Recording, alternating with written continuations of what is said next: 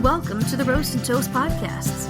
We are 2/3 of your hosts, Jenny and Philip. 2/3.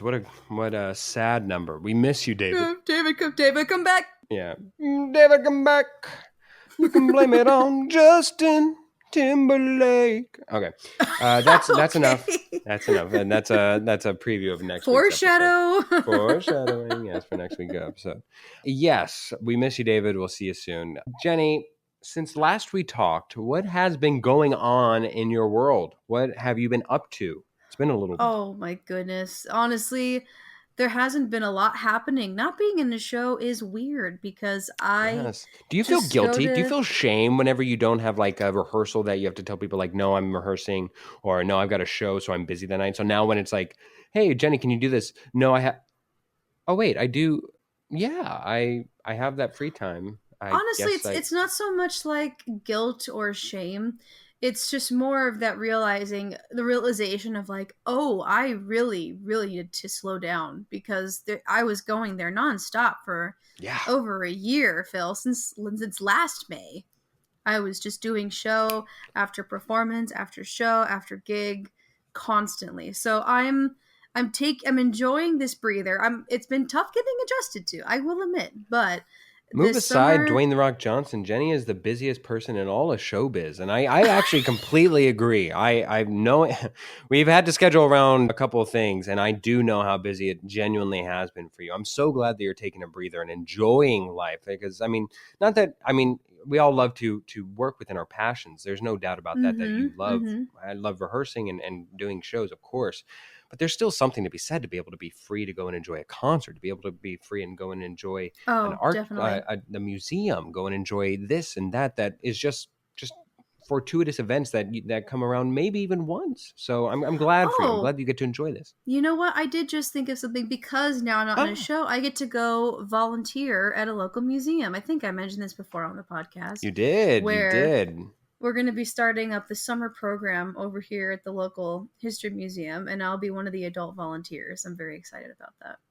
Yeah, it's very exciting. Okay, well, I'm glad. I'm glad that you have some time. Now, you're still keeping busy, but keeping busy in a different way. I think that's very healthy, very balanced.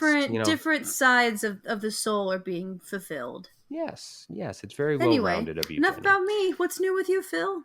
Lacking balance is the movie Fall Guy that I saw this week. It's it's always a bad omen whenever a movie makes its way here and not in a That Slaps episode. Because if it's here, that means it wasn't good enough to be in a That Slaps episode. Here's the thing, is I'm not disappointed in either of the leads. Emily Blunt, I think, is a phenomenal actress. I think she fits a lot of great stuff, and she's been doing exquisite work as of recently. And the same actually applies to Ryan Gosling. And both of their chemistry on screen is great. And I love supporting original IP, especially in movies now. I think we're all a little tired of sequel, prequel, reboot, remax, revisioned, all this stuff. At some point, I want something new, and then we can go on another run of sequel bait, whatever you want. So I love supporting that idea. However, this movie, I think, for a while will stand as the Mendoza line, the justification of like, if it's better than Fall Guy, it's a really good movie. If it's worse than Fall Guy, it's probably a bad movie. It was right there to where it was like right on the line of, wow. I enjoyed it. But one or two things could have pushed me into being like, that was really dumb. That was a really bad film. And one or two more things, I probably would have been like, you know what? It wasn't perfect, but it was right on that edge, right there. And honestly, if it wasn't for Ryan Gosling and Emily Blunt, great casting, because otherwise I don't think that this movie works at all. But, do with that as you will, everybody. Again, go out and support not even local movies. Go and support national intellectual property movies, new and unique and movies, I guess, is what I'm saying. That's what happened for me this week. But speaking of movies, let's move forward to our main topic where we review a movie we both just recently saw that is something we're familiar with already.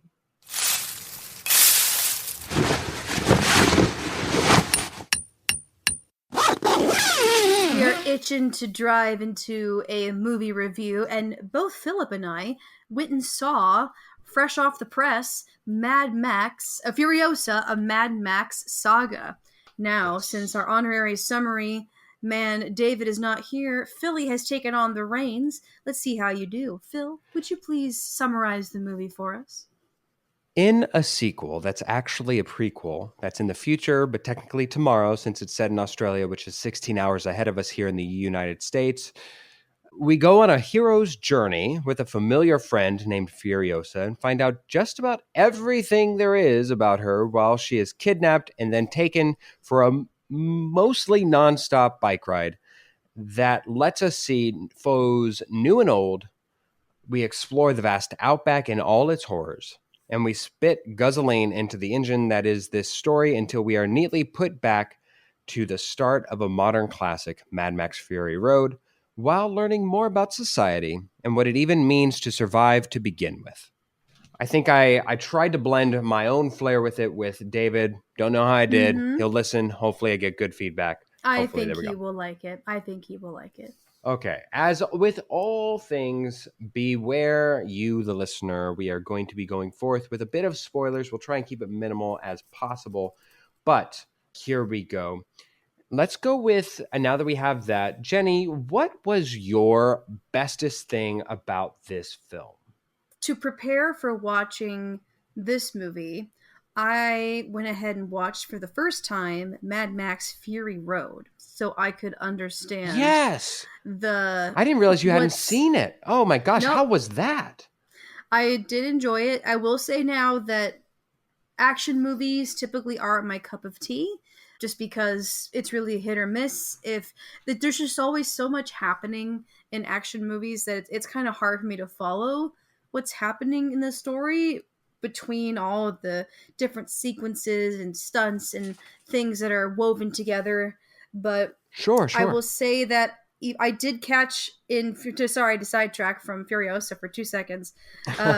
Fury Road was one big long action sequence, and I will admit there were times where I struggled with paying attention because it was just sequence after stunt after stunt after sequence. It's a lot. And it bombards you with so much nonstop action. It really does. And I know that's George Miller's thing, is that he doesn't really do dialogue. He just shows you things to do the plot, which is great. I did enjoy it though. I thought it was I thought the world of Mad Max was very fascinating. To bring us back to our review of Furiosa, I loved seeing and knowing already what the world of Mad Max was like. I really like watching it be expanded of 9 years later and what they did to show the different fortresses in this wasteland world, to see the green of the Vivellini, is that what they're called? The Vivellini. I mean, they live in a place literally called the Green Place, so the Green Place. You're right. To see that lushness, yeah. Yes, to see all of those different things fleshed out on the screen, I really enjoyed. I thought visually Mad Max is so cool to see the way that how saturated everything is, despite being in this horrible wasteland. I think is just really cool. I like the way that aesthetically Mad Max is. It's terrifying and beautiful. I don't know if this is going to be controversial. I haven't looked. I usually wait till I do my own review before I check out others and see what they have to say. But I absolutely loved Chris Hemsworth's acting in this film. Oh, really? I know. I figured it would be divisive against everybody else, but I thought it was his best acting job ever. Now, granted, in my Chris Hemsworth canon, I don't have much beyond Thor. I have a few things here. I have like Men in Black. I have Cabin in the Woods, which is minimal. So I don't think that there's a lot there, but I really enjoyed Chris Hemsworth's acting in this film. I thought it was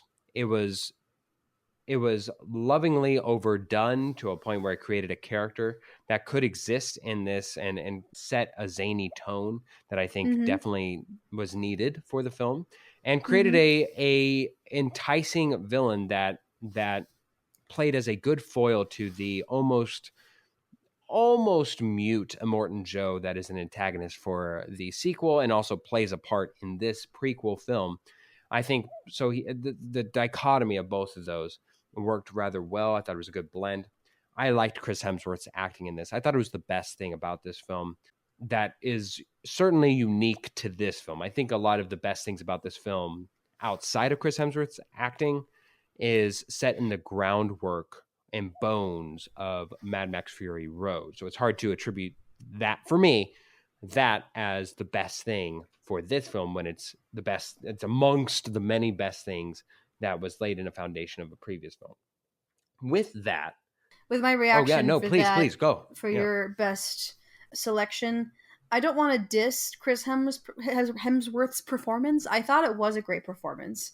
I just think the character, there was just something about the character that seemed weaker compared to the other villains, and I feel like there was this letdown at the end of the way this character deteriorates, and I just wish that this character would just hold out a little longer and still stay a little stronger. You know what I mean?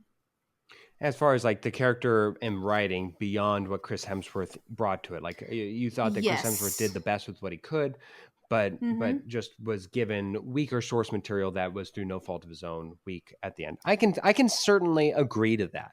I think that once we get to the worst thing about this myself, I think that this will expand my thought upon that. Worst thing about this film for me is that Mad Max Fury Road is all about Fury Road, and genius that it can literally be nonstop and take place in one expansive setting, right? Yes. And let me give you something else. Saga is defined as, quote, a long story of heroic achievement, especially a medieval prose narrative in Old Norse or Old Icelandic. And just like Mad Max Fury Road told you all you needed to know in the title, Furiosa, a Mad Max saga, lives up to its title. My God, this is a great first fourth of the movie, maybe even up to the first third. But boy, does this grind to a screeching halt when we inevitably reach the point where we actually need Furiosa to time lapse in order to grow up. Good God, that was so slow. Took forever for her to get older. And then we glossed over what felt like could be more action in her training on the rig. We glossed over like the war that happened of a 40 Days War. It felt like we glossed over a lot of action set pieces that I would have much rather had there, rather than like fully exploring everything there was to know about this film. I mean, I hope I'm not taking away all that you didn't enjoy yourself about this film, Jenny, but it felt like just because it's a prequel, I think it fell into the fallacy that some prequels have, in that it wants to explain everything. I accepted the previous film as it was, as a standalone film, and was like, all right, I'm in a world and universe that I don't necessarily fully understand, but I can accept some things that I don't understand and contextually gather what I need to in order to fully enjoy and enjoy this film. And then this film almost flips it on its head and then like story comes second in Mad Max Fury Road. And this one flips it on its head to where it's like the action is secondary, which is not what the first one sold me on and what it was so beautiful about the first one. And then now we're going like almost nonstop story, which there's a reason why George Miller was always a fan of show, not tell. And now he's like almost all tell, no show.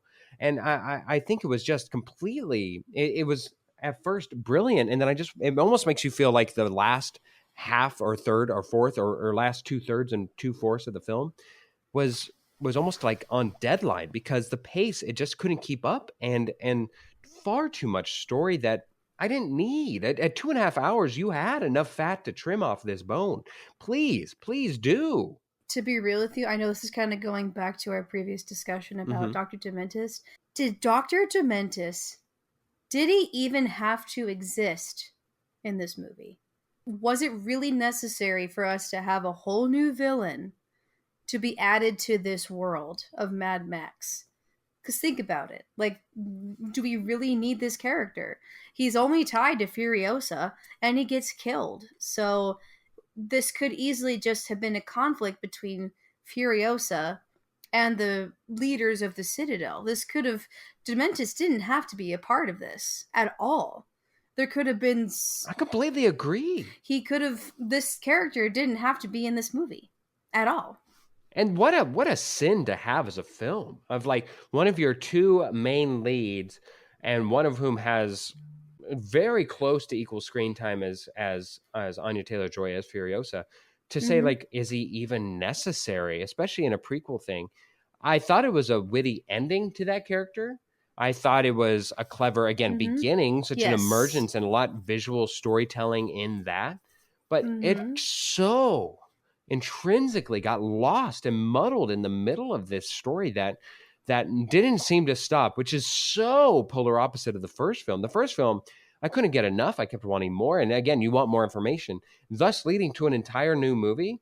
But God, what a disservice it did to that film, in that it's explaining every little detail. I could have enjoyed a few character nods here. I don't need to know where every character comes from. I don't need to know where every aspect of Right. Furiosa gets everything. I don't need to know about the tattoo on her arm when it amounts to nothing. There were so many story threads here where I'm like, could you have cut something? I understand George Miller. Like, it took 9 years to get this film, and I felt all 9 years of this film. It's incredible. What was your worst thing about this film, Jenny? Was it we didn't need the main Honestly, character? it was the fact that while Chris Hemsworth, his performance was wonderful, this character didn't need to be here. Yeah. This movie would have been a lot shorter, and I would have been a lot less angry going into watching it because I saw that it was 3 hours, and every time I see a movie that's listed for 3 hours long, I just get so upset. I'm like, why are you making it 3 hours? Well, Just put it we're on being a the little smaller dramatic. screen. We're being a little dramatic. It's not 3 hours. It's 2 hours and 20 minutes, Jenny. You're generously rounding up. When you fall asleep in movie theaters as much as I And do, once we get past the setting 2 hour mark, you're myself done. in for a 2.5 hour movie, thankfully I prepared and I made sure I was well rested and had a coffee. That's so funny. You had to prep for this Always film. I have to do it every time, Phil. I fall asleep in movies all the time. So Oh my it's God. that preparation that I like to watch long movies at home because I will have this issue. I did it You for can do some Dune jumping Part jacks in 2 the middle of it to keep awake. Yeah, in the exactly. movie theater. Well, I'm not saying in the movie theater, but like that's why you like to watch it at home, is that you can do a little exercise in the middle to re-wake yourself up and do it. It's harder to do Yes. that in the movie theater. I mean, if you do squats, you might be blocking somebody's view. I understand, Jenny. Yes, I would be, yes. But enough about me falling asleep in movies. I didn't fall asleep in this one because I prepared. But again, don't need movies to be this long. Just make it a TV show if you're going to make it this long. You got to justify it, man. You got to justify. Oppenheimer justified that length.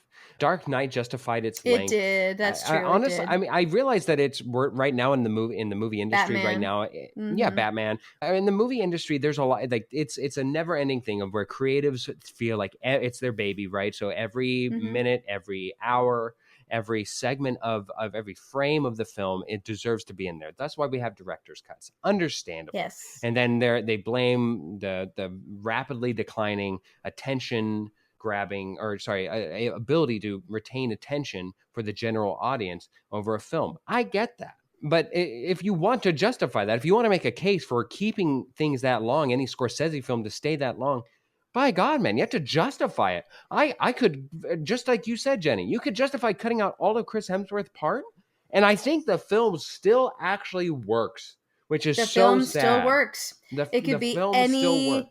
It could have been a crew of buzzards Yeah. that So shows up instead. it could have been the Anybody. spike people of the mountain or whatever. It could have been an anonymous person, and that and when you can take out half of a film, if not more than half, at that point you need a new antagonist. You need something structuring them down. I mean, it's a trap that a prequel often falls into, and I agree. I agree. All right, so Jenny, Mm-hmm. what was your thing that was half baked about this film? Something that was kind of maybe not a little good at times, maybe not. Something that was bad at times, but could have got better at overall. Just something that was half baked. I thought the ending was cute. It put a Yeah, little it button pulled a on the La La story. Land, gave you like every ending you would want. It really did because I liked what they did with it. It was very flourishy, symbolic-y to have a tree having the seed that she brought from the green place be planted in him to grow the tree. Sorry, spoilers. Yeah, But in this universe, that just kind of seemed silly. That just seemed like college essay to me where it was just like, oh yeah, some say he did this, some say he did that. I was like, oh, I'm sorry, I didn't know I was watching a fairy tale. I thought I was watching an apocalyptic action movie. Why are we suddenly doing this? Suddenly, this like this mythological here's he said she said Yeah. ending. We could just in this world he would just be shot dead and left in the desert, and that's what the world is.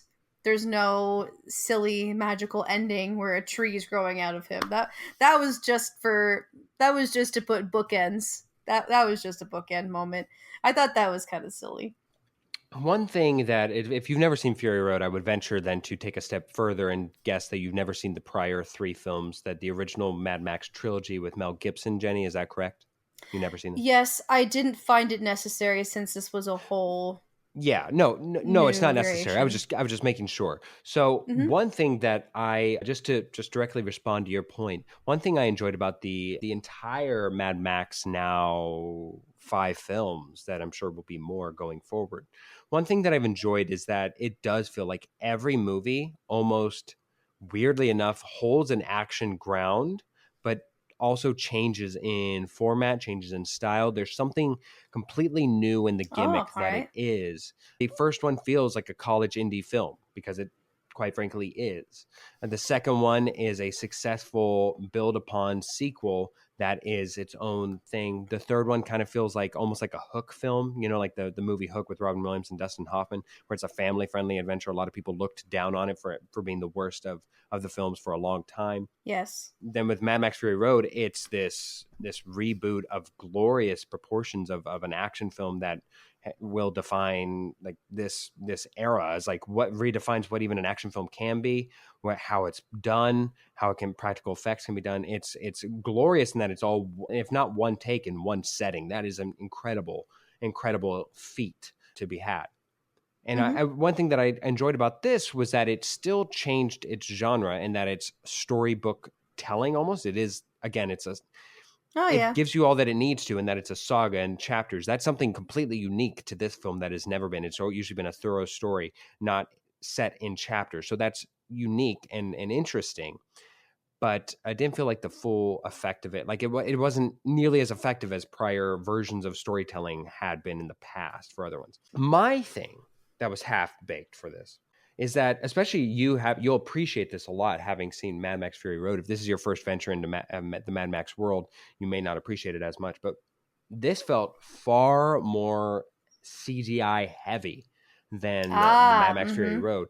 And whereas you felt all of the painstaking art and love and dedication towards realism that was in Mad Max Fury Road, and it just felt so visceral and so real. And the CGI was there, but it was masked far better, thus allowing it to win as many Academy Awards as it did. This one, you could very easily see the CGI. It felt just like another generic blockbuster a lot of the times. And You know while, what's funny is that Matt said that too. He was like, I could clearly see the CGI. No thanks. I was yeah, there yeah. were times in Mad Max Fury Road where I'm sure that like you could see at certain times, but it was not. It was like, oh, I'll forgive him for that because I've just been given an entire car crash. I've been given an entire debacle here in front of me that with explosions off the wazoo, everything else. Now I'm getting just a step above a Marvel film. I thought that like this was supposed like the where this was supposed to rest its laurels on was the quality of the stunts and the quality of the production and the quality of everything. And this took 9 years to get back to where we were. Where's the rush? Why did this get rushed when it's supposed to take this long to get into there? It's still good. There's the stunts are still there. It still looks great in action pieces when they happen. They look great, but Yeah. it's disappointing to say the least that it wasn't taken to the same extent as it had been prior. So that's why it's my half baked thing. Let's go to our overall, Jenny, overall thoughts. Would you see it again? Would you recommend it to others? Furiosa. I do not think I will be seeing it again. Again, it's personally not my cup of tea. Action Agreed. movies. I do love apocalypse movies though, and I think a lot of people wouldn't if people appreciate apocalypse movies, action movies, if they are a big fan by chance of the Mad Max franchise, then I would recommend this. Would I recommend this one to anyone outside of that demographic? I probably wouldn't, just because it just seems like it's more of a I think it just seems more like something that would be appreciated by people who are a part of that fan base, and less by people outside. I feel like comparing it to Fury Road's a better one to recommend to a wider audience, Oh yeah, because far more wide appealing. Yeah, there's so much that doesn't need to be. There's a mixture in Furiosa of things you already know and things you don't know. So I just feel like there's so much happening at once that it'd be hard for any newcomer to the franchise to sit and absorb everything. There'd be some things they probably want some answers from. Fury Road wouldn't have that problem at all. So I recommend it to the people that I know would appreciate it. you could do far worse in post-apocalyptic world films. You certainly could, Mm-hmm. but I don't think that I'd recommend this to anybody. And I certainly, unfortunately, I certainly wouldn't recommend people that they need to see this in theaters. I think that this is fine No, as a film. Like I feel bad that you didn't get a chance to see Fury Road in theaters, Jenny. I would This have loved that. I yeah no, that's stunning to watch on in a theater. I watched it recently on DVD to show my girlfriend Fury Road, and I was like, it's still good, but it's just like in theaters, I remember being wowed about this. This film, I don't feel like I lose anything about that. So you could do far worse. I would not see it again. I've already agreed on that. I don't think I'd recommend it to many people. I certainly I whereas I have and will continue to recommend Fury Road to others. This one is certainly I'd only be like, if you love Fury Road and you actually feel like you want more details, by all means go watch Furiosa. But that's something you can wait till it's streaming. For Mad Max Fury Road, go see it now. It's exquisite, does not need any, obviously, because it's the main, it's where everything's based off of. You can go see it by itself. I would go see that. This one, I don't see a need to recommend it to anybody. There's nobody that definitely needs to see it. Unfortunately, it doesn't earn its own existence, and that's through no fault of the actors, which is funny enough. You know what? Here's another thing that we never even touched on that I think is actually something of an indictment. Did you even enjoy Anya Taylor Joy's performance? I didn't think there was much there. You I know, don't. I actually do love Anya Taylor Joy. I think I she love is her a too. great Yes. actress. Oh, I love. Yeah, I loved The her in Queen's last two Gambit. Yeah, movies that I've seen her in, she's been like barely forgettable. there. Yeah. And it's just like Dune Part 2, I just saw her and she was in for like 5 minutes.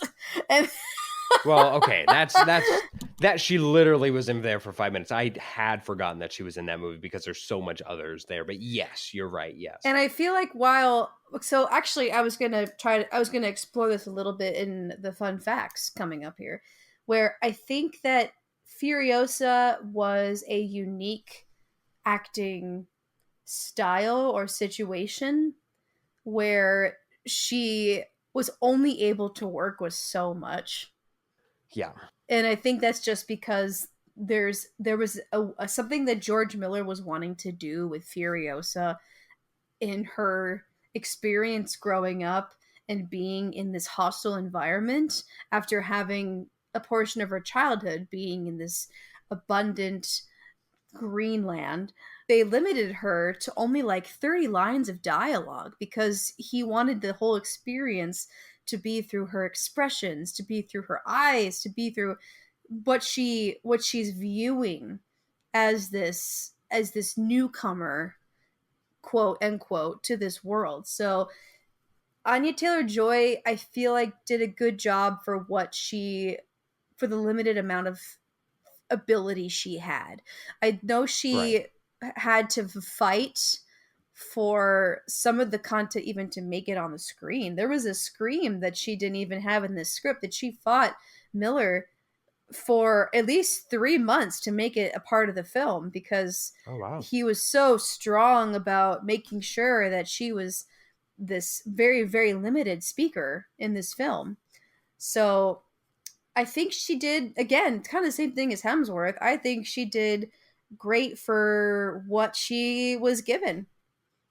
That's fair. That is fair.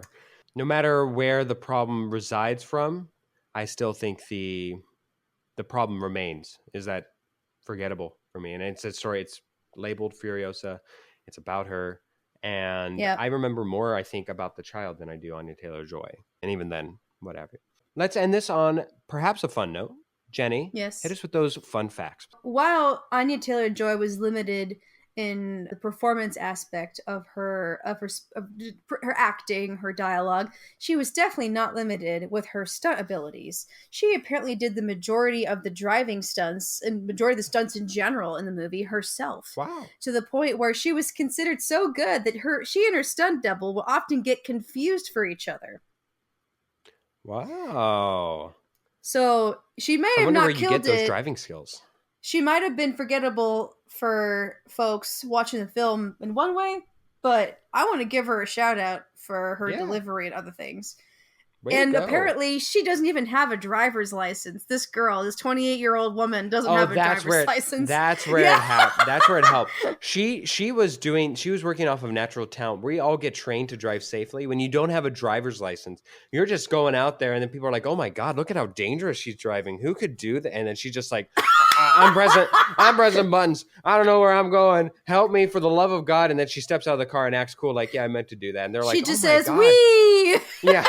Woo! Way to go, Anya Taylor-Joy. Way to go. Another spoiler here, listeners. Close your ears or take your headphones off. So there is a brief cameo, Mad Max, in Furiosa. And this is not by Tom Hardy, however, though it is supposed to be Mad Max making his cameo. This is actually a 2-second performance done by Tom Hardy's stunt double, Jacob Tamuri, who was apparently one of the head stunt coordinators on the film, and they decided to have Jacob show up for a couple moments as Mad Max, as a little brief, exciting moment. Yeah, I wonder. When I saw it, I was like, I thought it held a little too long. I was like, okay, this is cute. And then I remember for like 5 minutes, for 5 minutes later, I was like, there's no way they actually got Tom Hardy there, right? No, because otherwise they would have shown him. But okay, cool. Very interesting, very good. Like I said before, Anya Taylor-Joy only had about 30 lines of dialogue. We've covered this as well. George Miller is a believer that dialogue just slows down movies, so he doesn't like having them in his movies. He wanted Furiosa's story to be mostly acted with her expressions, with her eyes. That makes sense with Anya Taylor-Joy with those bug eyes. She has nothing but eyes. She's got big, beautiful bug eyes. Oh, I love the eyes. Don't get me twisted. I love the eyes. But I'm saying that if you're a person who does not believe in dialogue and acting through eyes, Anya Taylor-Joy is like she's got spades. She's got that in spades. She's like, I got two eyeballs for one. She's got the perfect eyes for this kind of film. Yes. At 148 minutes, 2 hours 28 minutes, this is the longest Mad Max film to date. And finally, Chris Hemsworth's wife, Elsa Pataky, I can't pronounce her last name. She actually has 2 roles in this film.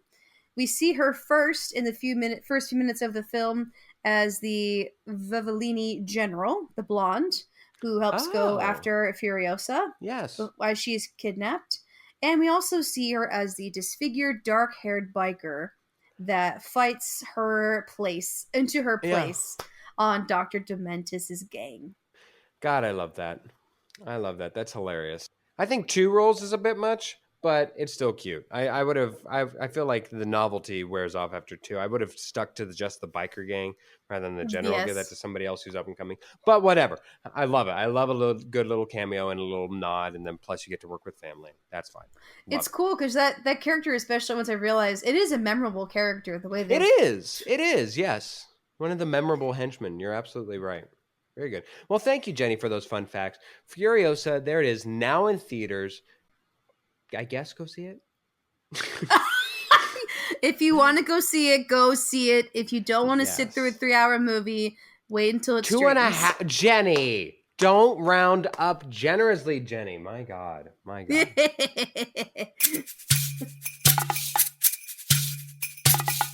So our mini segment this week is Hear Me Out. It's for Jenny. However, before we do that, we are introducing our guest mostly for next week's game, but she is helping us here in this mini segment. First, my sister, Beth Amrine. Welcome in, Beth. Hi.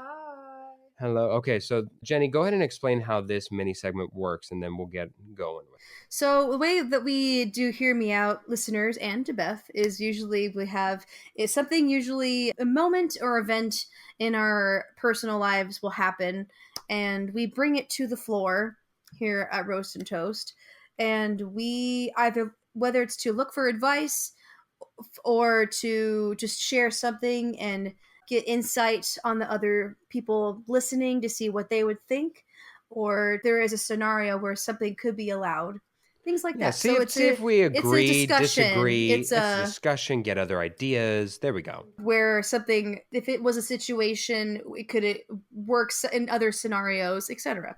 So my story, I was recently, I can't remember if I was informed of this information before or if this is new information for me now. My memory is kind of fuzzy. So it was brought to my attention that my ex-boyfriend of several years ago, my first boyfriend, had decided to mail a letter. After he and I broke up, he mailed a letter to my grandfather. Oh, Yes. okay. Yes. He wrote out a letter No, not saying, now. Oh, okay. no, no, Oh, no, no, no, no. This is not my current boyfriend. No, this is an yeah, old old, boy. old ex. Gotcha, Now, gotcha. I want to preface that this boyfriend I was only dating for about, I believe it was only 6 or 7 months. We were Okay. like we were serious. We weren't like heading toward marriage or anything. It was, Yeah. we ended It was a on short, some, fun, meaningful fling. Yeah, got yes, it. it was. And he was a guy who was trying to always, he was a businessman. He wanted, always likes to look for opportunities, keep connections, things like that. I don't know why he decided to do this. He wanted to mail to my grandfather appreciating him for their brief time together and acknowledging their relationship, things like that. Sorry that we couldn't, that things didn't end well, things like that. Now, do you guys think it's appropriate to be sending letters to family members of your ex boyfriend or girlfriend or partner? Quick question that I think I need for context. I'm sure you have questions too, Yes. Beth. Did he do this for other family members or just your grandfather? He did not send letters to other members, but he did send text messages. Okay. Okay. Oh, interesting. Okay. So at least, okay. For me, that helps in the context of his case, that at least it wasn't just like, hey, your grandpa runs IBM. And so I'm just gratuitously trying to keep that favor and everything. Okay. So at least he has that. Do I think it's appropriate? Do you have any questions that you need for context? Yeah, how long was the letter? Was it like a, one page or was it You like know, 15? I never saw the letter. Okay. The moment that my grandfather received it, he shredded it. Oh. He did not read it. Did he read it? Oh. No, he did Oh. not. Oh. Yeah, he knew he realized who it was from, and he's like, yeah, I don't need this. That's fair, yeah. Okay, so let me think about this. Is it okay to send? I think if you need to go that far, like realistically, that feels to that degree, especially for that amount of time, no matter how meaningful it was. I feel like at some point it's just for yourself, almost like protecting a self-conceived Yeah. image that you have for others. I think I could even forgive just the immediate family, right? Like if you're really cool, like I know for myself, I had an ex who by the end of that relationship, I had a more meaningful connection with like the mother and her grandmother than I did with the actual person that I was dating. So I was like, maybe this is a sign that that all these things need to end and whatever. And I felt really bad about that. Now, did I go as far as to send a mail thing? If it's a yes or no question, do I think it's acceptable? I'd say no. Mailing somebody something has such a much more meaningful, especially now where it's somewhat out of a social norm connotation. A text I'd be more willing to forgive, but mailing, that has so much more meaning to it. Right. Yes. I think like in this day and age, text is like the way to go. So to mail a letter, it's proving a point, which if him and the grandfather had a special connection, which by hearing that he shredded it and did not read it, I don't think that, I'm on the same page. Like, no, especially if you texted other people. Yeah, no, it's a little longer. So we're at a collective no here. It's in theory and ironically on paper a good idea. Like it's a sweet notion, but the effect, like that's like if you guys are like ex-husband and ex-wife, I'd be like maybe that has more meaning to it, and like you'd be like I grew close to some people. I have more of a connection. I'd at least want you to know that I had I want to go out of my way as you guys have gone out of your way to accept me. All this stuff.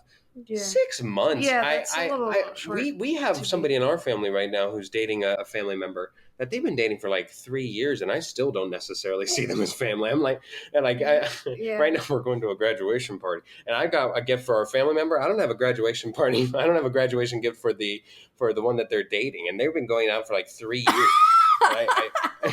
So like it's not just a matter of time; it's about like a matter of quality. I would be weirded out if they gave it. So yeah. You should feel some sort of way. I think you're justified in feeling some sort of way about him mailing. That's such an extra unnecessary step. Just be happy that you guys are exes now. So I mean, yes, thank God.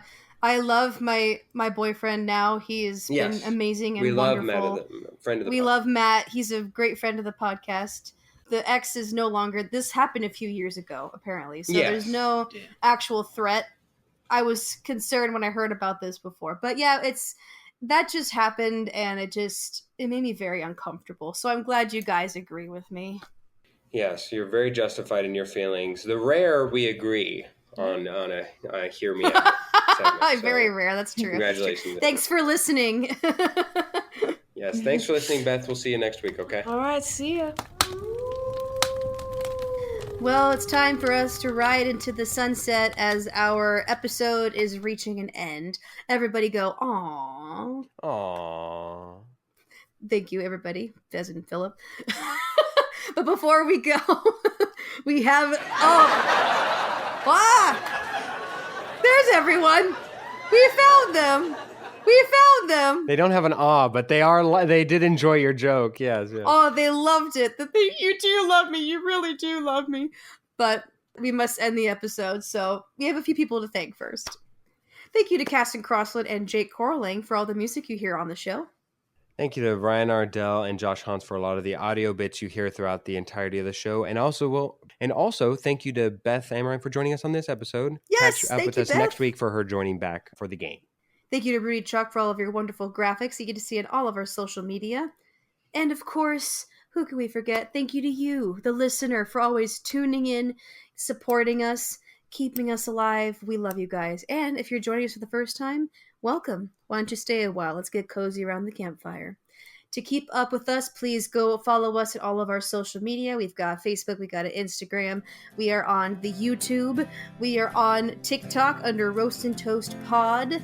All the usual spots you'd find our social media information. We also, if you want to switch up where you find us for streaming, you can find us on Spotify, Apple Podcasts, YouTube, Google, but not Pandora, because screw you, Pandora. This guy really needs to chill. He sent my mom a text, he sent my grandpa a letter, and then he sent a fax to my bear. It's too much.